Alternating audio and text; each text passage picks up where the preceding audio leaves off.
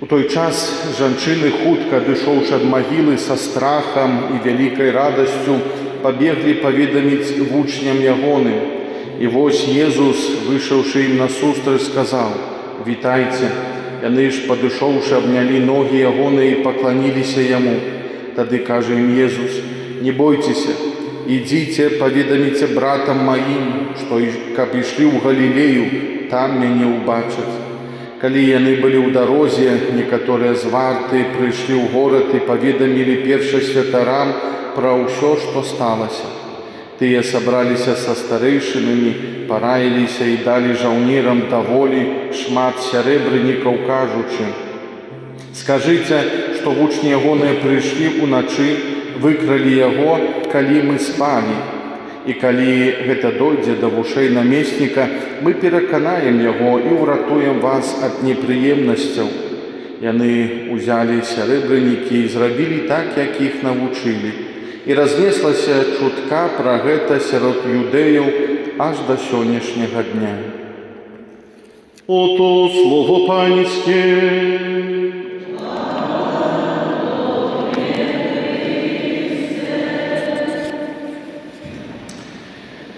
Я бы еще раз хотел вернуться в Евангелию Иоанна. Мы читали ее вчера на резурекции, где Иоанн описывает и самого себя, и своего, с тем, с кем он прибежал до гроба после того, как Мария Магдалена пришла и рассказала то, что она видела гроб пустой, и что Иисус, наверное, смертвыстал. И знаете, вот Петр, на него, пусть он сегодня, в этот понедельник великоносный, будет тоже для нас помощью на нашей дороге распознания Пана, на нашей тоже личной такой дороге, чтобы я тоже мог встретить Пана. И Петр, что было у него внутри, конечно, мы до конца не можем понять, но думаю, и он начинал вспоминать эти моменты, когда он много что обещал для Иисуса, что он никогда не отойдет от него. Всегда Петр хотел иногда быть чуть-чуть выше, где-то на первом месте. И он задавал вопросы, он даже по воде шел некоторое время до Иисуса, но не до конца у него, скажем так, это получилось. Но наверняка в его голове, в его памяти была вот эта здрада. Это тот вечер четверга, Великий Четверг. Их глаза тогда по-особенному встретились. И это была, в принципе, такая самая-самая последняя встреча Петра и Иисуса. И, к сожалению, у многих из нас могут быть такие встречи, где мы очень себя можем винить. Может, это мой друг, может, это мама, папа, бабушка. Когда мы последний раз встретились перед, например, их смертью, и, может, эта встреча закончилась не очень-то и радостно. Мы поругались, не подали друг другу руку, кинули трубку, а может, еще что-нибудь хуже наговорили, пожелали, сказали: больше никогда не станет моя нога на твоем пороге, больше я тебя не прощу, не хочу тебя видеть, или еще какие-то такие ужасные слова. И потом мы, не дай Боже, получаем какое-то известие, что человека нету, и мы начинаем это крутить в голове, вспоминать, что было, что произошло, начинаем винить себя, конечно. Вот, надо было мне тогда, причем тут это, живем только раз. И у Петра, думаю, вот это внутри настолько варилось, настолько крутилось его сердце. А эти еще женщины, которые прибежали, говорят, что пустой гроб, там ангела мы встретили. Апостолы думают, бред какой-то несут эти, наверное, может, в эмоциях таких женских, может, они были потрясены, женщины больше так переживают эмоционально похороны, плачут и подумали, может, там в голове у них что-то нарисовалось. А Петр, может, он все-таки вот сидел где-то в уголке забитой этой комнаты закрытой и думал, а может все-таки, дай Боже, может, это и правда, и я смогу у него попросить прощения. И он вместе с Яном рынулись вдвоем, бежали до этого гроба. Ян опередил его, но Ян подождал, покуда Петр догонит. И Петр, там написано у Яна, подбежал, наклонился, как бы так вошел в этот гроб и посмотрел. В греческом тексте, оригинале, написано, не просто он посмотрел и увидел вот это полотно, одежду, эту хусту, скажем, такую лежащую отдельно, вот эти полотна, в которые было закручено тело Христа. Он не просто это увидел физически, просто своими глазами. В греческом там употреблено слово «он задумался», он вошел в себя. Он не просто вот физически видел и смотрел на этот камень, там, на эти полотна, а это была какая-то глубокая задума. Настолько он внутрь вошел в себя. И что он увидел? Он увидел вот эту, назовем обычную одежду, полотно, хусту. Но для него это был особый, как иногда говорят в психологии, такой триггер. И ему прямо, я думаю, в мгновение, в секунды, в минуты начинает перерабатываться информация в голове, в сердце, что было до. Мы на неделю по Львову вспоминали вот об этих шатах, об этих одеждах, которые с Иисуса сдирали. И самое первое, в Библии очень часто вот эта одежда, шаты имеют язык библейный, символ одежды, он очень проговаривает к людям, евреям, которые читали, знали Библию.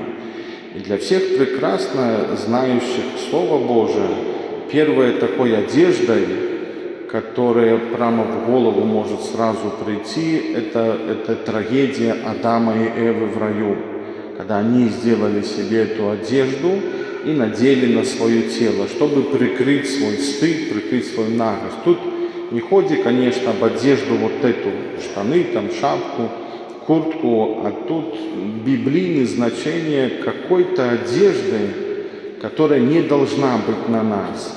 Чего-то вот этого греха. Мы сотворены для любви, из любви. И они были, назовем так, голенькие в раю. Не тоже в значении тут вот этой одежды, которая прикрывает наше тело. А настолько у Адама и Евы все было идеально, и не надо было никакой одежды. Не надо было ничего прикрывать. Потому что настолько гармония была любви между ними, между Богом, между природой, между миром. А случилось так, что вот эта одежда, которую они на себя сделали, одели, это как знак испорченности. Что-то пошло не так. И вот Петр увидел одежду, которая лежала. А еще Петр наверняка, для него, думаю, Иисус не раз научал, и они где-то об этом прекрасно знали, что вот там в раю Адам и Ева, вот эта одежда – это символ греха, символ наших масок, в чем мы иногда прячемся. У каждого из вас миллион этой одежды. Каждый грех – это как какая-то там куртка, каждый грех – это какой-то плащ, который я укрываюсь, каждый гнев, каждый обман, каждая раздраженность. Не говоря там про тяжелые, конечно, грехи. И Петр первое, что должен увидеть, вот для него это был триггер, он должен был увидеть свой грех, осознать. И второй этот момент, он должен понимать, нужна покута, нужна особая покута. Мы вспоминали тоже вчера, что Ян пишет о библейной вере. Библейная вера, пасхальная такая вера, это очень связано с Библией. И мы вспоминали два таких текста, книги Осия и книгу Йонаша. И вот когда Йонаш не хотя, но все-таки пошел потом уже после этих 3 дней, 3 ночей в рыбе, когда он пробыл, в Ниниву, город, который он не любил, этих ниневиян, ненавидел. И это были враги номер 1. Но он им сказал, возвращайтесь, меняйтесь, потому что будет беда. И они тоже вместе с этим королем, скажем, мэром, назовем так, города, они переоделись, сняли с себя красивую праздничную одежду, а одели покутную одежду. Она тоже имела свой смысл. Думаю, Петр, видя вот это, у него сразу бежала вот в голове, в сердце информация, видя одежду, которую Иисус оставил, то, что в моей жизни иногда есть, во что я не должен одеваться. В эти грехи, в эти страхи, в эти слабости, я не должен в них ходить, я не должен в них жить. Мне должна быть свобода.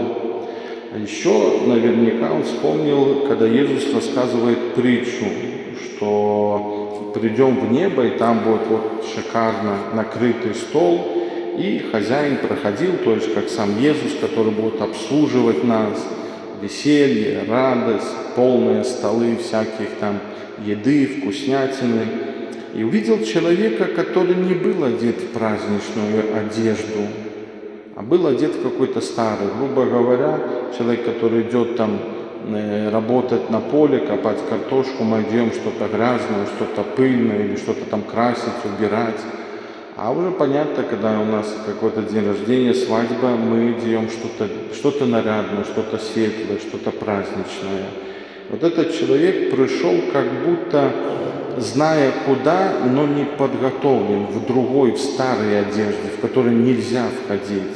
И это еще раз больше копнуло в сердце Петра. Он начинает потихоньку открываться смысл многих историй, рассказов, притч, науки, которые говорил Иисус. И Петр задумался, в минуту, образно говоря, пробежала вся наука об этой вот одежде. Для него пустой гроб, эта одежда, это было, скажем, казание за 3 минуты, где Иисус так глубоко, Дух Святой начинает действовать над сердцем Петра. И потом Иоанн пишет, и возвратился Петр к себе, в себя как будто. Вот это первый такой шаг на нашем таком пути, чтобы встретить Христа, тоже воскресшего, вернуться к себе. Это не Петр там, потом мы будем читать тоже Евангелие в этот пасхальный период, когда Петр сказал другим ученикам, рыбакам, пойдем ловить рыбу. Все, что я умею, в принципе, это ловить рыбу. И это в какой-то степени иногда можно так интерпретировать, Петр, что ты возвращаешься в старую жизнь? Тебе послали ловить людей, а ты идешь ловить рыбу. Но Петр, он не понимает, как это еще ловить людей, еще не было Духа Святого, и он возвращается туда, где он и был, в принципе.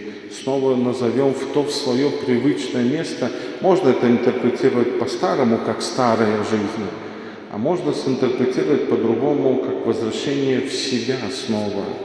Вот Петр, вот за эти, скажем, минуты, которые он провел там в этом гробу, он должен был осознать, начиная от Адама и Эвы, я тоже грешник, и у меня много этой одежды. И он в Великий Четверг увидел эту свою одежду. Одна здрада, вторая здрада, третья здрада, потом этот взгляд Христа. Он должен понимать, мне нужна покута, мне что-то нужно, как для Нинивы, сесть и плакать. Это не просто создать так искусственно пост, подговорить какие-то потерочки, там мяско не покушать в пятницу. Нет, тут нужна какая-то покута, тут нужно разорвать какую-то одежду. То, что мы говорили, Великий Пентак, это умирание. А умирать это не просто «Отче наш, здравость Мария». И третий момент, только Бог может снять эту одежду. Вот как сняли с Христа, и вот она лежит теперь в гробе. Это старая наша одежда.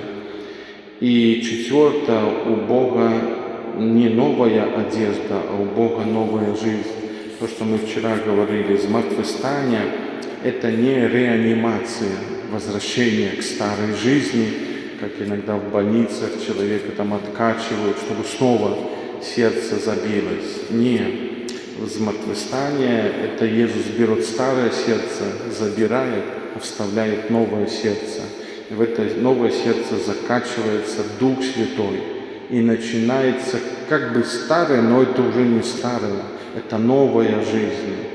И вот этот период до заслания Духа Святого, как важно нам, христианам, не профукать, не проиграть. Потому что да, мы шли к Пасхе, постились, старались, каялись, крестный путь, там разважание, и так далее. Гошки жали, такие песни жалобные, мэнки панские, последние вот эти дни Тридум. Но это начало. Костел сегодня говорит, идите дальше, как сегодня Иисус говорит для этих женщин, пусть идут в Галилею. А что было в Галилее? А в Галилее все начиналось. Грубо говоря, Иисус говорит, пусть Петр и со своими апостолами возвращаются снова в первый класс. Я снова приду и им буду объяснять. Да, у них что-то уже заложено, но это надо все освежить. Это надо еще раз повторно пройти, я им расскажу, покажу, буду еще раз объяснять то, что написано в Библии. Нужно. Вернитесь еще раз в Галилею, в свою Галилею, в свою начальное, где вы начинали христианскую жизнь. Вернись еще раз к той исповеди, вернись еще раз к той первой коммунии. Еще раз проанализируй, что с тобой сделал Бог, как ты шел, что ты теперь находится в твоем сердце. Niech, drodzy, Chrystus zmartwychwstały każdego z nas tak ведет к Пасхе, но ведет вот к этому засланию Духа Святого. Аминь.